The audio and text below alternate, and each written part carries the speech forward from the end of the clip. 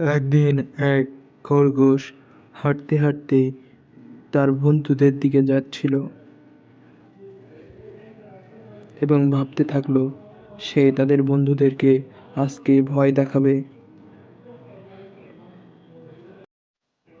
তার বন্ধুরা সবাই জঙ্গলের এক সুন্দর স্থানে বসে গল্প করছিল। এমন সময় খরগোশটি তাদের মাঝখানে আসে এবং বলতে থাকে, পালাও, পালাও, পালাও। জঙ্গলের সেই ভয়ানক বাঘটি আজকে বেরিয়েছে, সে আমাকে তাড়া করেছে। তোমরা এখান থেকে সবাই পালাও এবং নিজের জীবন বাঁচাও। এমন সময় জেব্রা বলছে, তুমি কি সত্যি বলছো? খরগোশ বলল, হ্যাঁ, আমি সত্যি বলছি। বাঁচতে চাও তো এখনই পালাও। বানরটি কিন্তু গাছের উপর বসেছিল এবং সে দেখছিল খরগোশ লাফাচ্ছে এবং আনন্দ করে বলছে, আমি পেরেছি, পেরেছি, আমার বন্ধুদের ভয় দেখাতে পেরেছি। গুহার ভিতর সেই ভয়ানক বাঘটি বসে বসে ভাবছিল, অনেক দিন বাইরে বের হয়নি, আজকে একটু বাইরে বের হই এবং ক্ষুধাও লাগছে, কাউকে পেলেই খাবো, সে ছোট অথবা বড়। এই কথা ভেবে সে উঠে দাঁড়ালো এবং হাঁটতে হাঁটতে জঙ্গলের দিকে যাইতে লাগলো।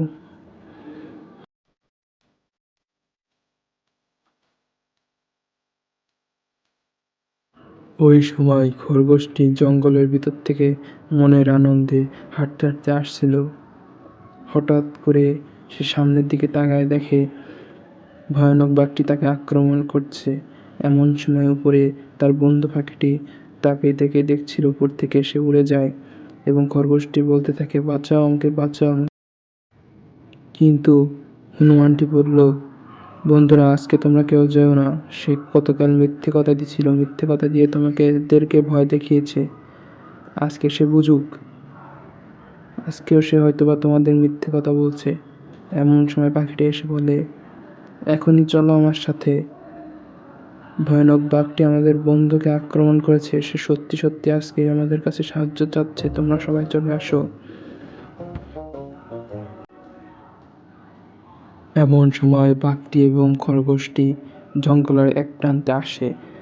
তখনই খরগোশের বন্ধুগুলো বাঘকে ধাওয়া করে এবং খরগোশকে বলতে থাকে, দেখো বন্ধু, তুমি গতকাল মিছি কথা দিয়েছিলে, আজকেও তোমার বন্ধুরা ভেবেছে তুমি তাদেরকে মিথ্যে কথা বলেছ, অতএব তোমরা মিথ্যে কথা বলবে না।